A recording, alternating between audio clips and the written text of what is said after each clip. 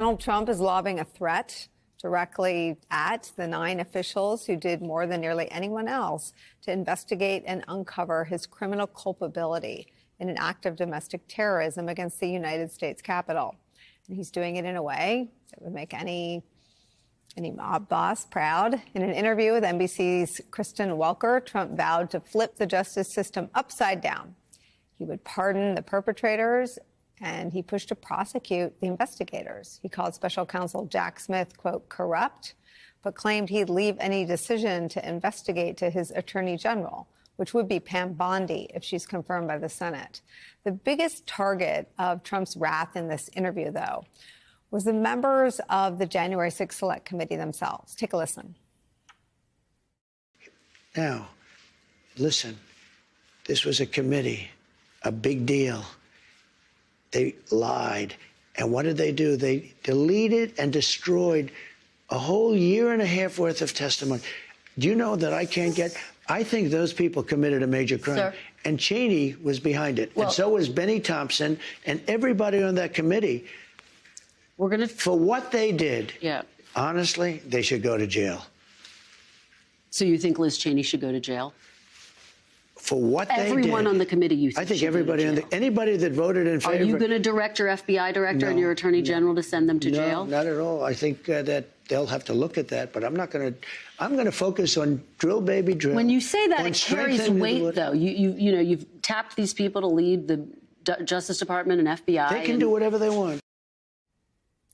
They can do whatever they want, even if what he wants, what the boss wants, is made crystal clear in interviews like that. Never mind that it doesn't name any crimes that they allegedly committed. This allegation that they, quote, deleted and destroyed a whole year and a half of, he doesn't finish the sentence, but we assume he means testimony, is unfounded. It's worth noting both his pick for FBI director and his nominee for attorney general are completely aligned with Donald Trump on this. They have said repeatedly that they, too, would like to go after critics of Donald Trump. When Republicans take back the White House, and we will, because the deep state, last term for President Trump, they were hiding in the shadows. But now they have a spotlight on them, and they can all be investigated. We will go out and find the conspirators, not just in government, but in the media. Yes, we're going to come after the people in the media who lied about American citizens, who helped Joe Biden rig presidential elections. We're going to come after you. Whether it's criminally or civilly, we'll figure that out. But yeah, we're putting you all on notice. Members of the January 6th committee, now in Team Trump's crosshairs, show no signs of backing down from the work they did in investigating the January 6th attack on the U.S. Capitol.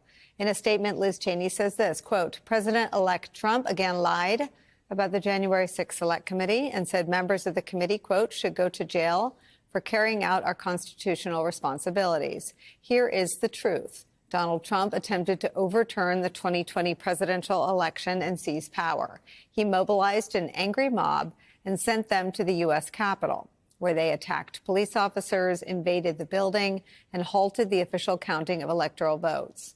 Trump watched on television as police officers were brutally beaten and the Capitol was assaulted, refusing for hours to tell the mob to leave.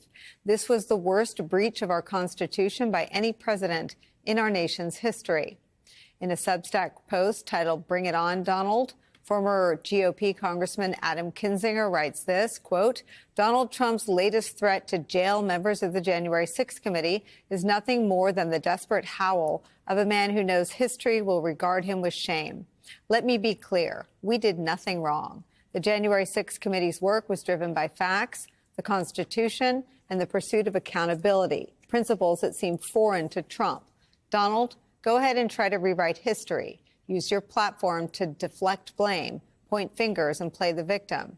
But the evidence speaks louder than your words. History will remember the January 6th committee as defenders of democracy, and you as a man who betrayed it. The truth has been laid bare. The American people have seen the evidence, and no kangaroo court or hollow threats will change that. You may fool some of the people some of the time, but the tide is turning. It just may take a bit. I'm confident that the name Trump will be a stain on our history, and my son will be proud of what I did. So, bring it on. We aren't afraid of the truth, but I suspect you are. Joining our conversation, former lead investigator for the January 6th Select Committee, Tim Heaphy, and former Democratic Senator, MSNBC political analyst Claire McCaskill. Andrew Weissman still here. Tim Heaphy, your thoughts? Yeah, it's much like the big lie, Nicole, of alleged election fraud, right? It doesn't become true by repeating it again and again. In this country, we have hopefully still a rule of law and facts matter. And as Mr. Kinzinger and Ms. Cheney have said, there is just nothing whatsoever to substantiate any allegation of misconduct by the January 6th committee. This narrative that stuff was destroyed or hidden is just unfounded. Every single interview in its entirety, but for a handful of national security interviews, which were in the possession of the White House and still exist, were made public and remain available. There's just nothing there, Nicole. So while there may be investigations and questions asked, the underlying facts have to be present for there to be a legal consequence, and they just don't exist here, just like they haven't ever existed with respect to the big lie of election fraud. Can I play? Actually, let me play what Adam Kinzinger had to say on CNN about. I want to step back and say even Trump isn't alleging that any crimes were committed. So I want to be careful in repeating the language of the Trump side about throwing people in jail. In this country, so far, you don't go to jail unless you're charged with a crime and then convicted of the crime by a jury of your peers. So again, I don't want to just repeat what they're saying over and over again. But let me play Adam Kinzinger on whether or not the committee members will even be prosecuted. Are you worried that Donald Trump will try to put you in jail? No, I have absolutely no worries about this. First off, the executive branch can't go after the legislative branch because we embarrassed him. That's not a sin. That's not against the law. Ultimately, when we talked about him throwing his ketchup and hamburger against the wall, there's nothing illegal about that. And most of the people that testified were actually his Republicans, fellow Republicans that went up and spoke at him. So look, he's all butthurt right now because he was embarrassed. He's not going to come after us, and I'm not worried about it at all, in the least. Tim Heaphy, I feel like we're already making the slide toward even adopting the conversation's parameters about whether he can throw people in jail. We, again, as of today, December 9th, you can't simply throw people in jail. So I wonder what your thoughts are about the rhetoric itself.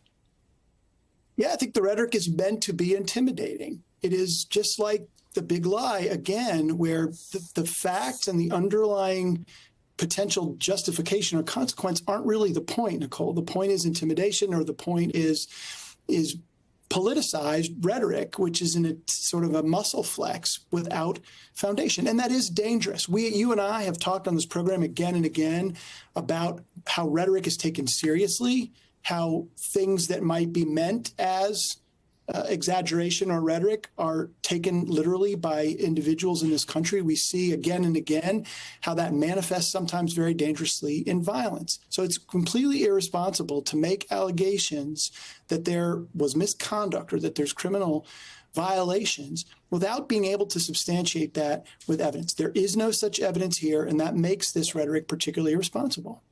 And I guess what I'm getting at, Tim, is that we can't control what Trump is going to say in an interview.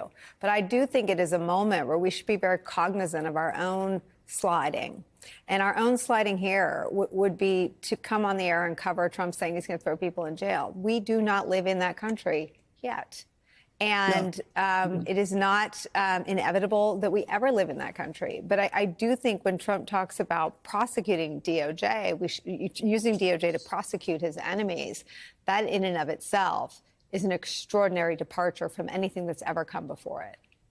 Exactly right. The fact that we're even having this conversation where a duly recognized committee of the United States House of Representatives gathering facts and simply putting forth to the American people the facts that they have uncovered could be alleged to have been somehow nefariously criminal. The threshold fact that we're having this conversation is shocking. The other point I feel like I keep making here is that when he puts forth resources, or his attorney general or FBI director put forth resources to investigate things like this, Those are resources that are not being deployed to really serious criminal justice challenges, right? It's a finite pie, Nicole, where if federal prosecutors are investigating X, that means they're not investigating Y. So all of this attention that may go to investigating these again, completely baseless theories of obstruction of justice or nefarious conduct, that means that those same people and those same resources are not going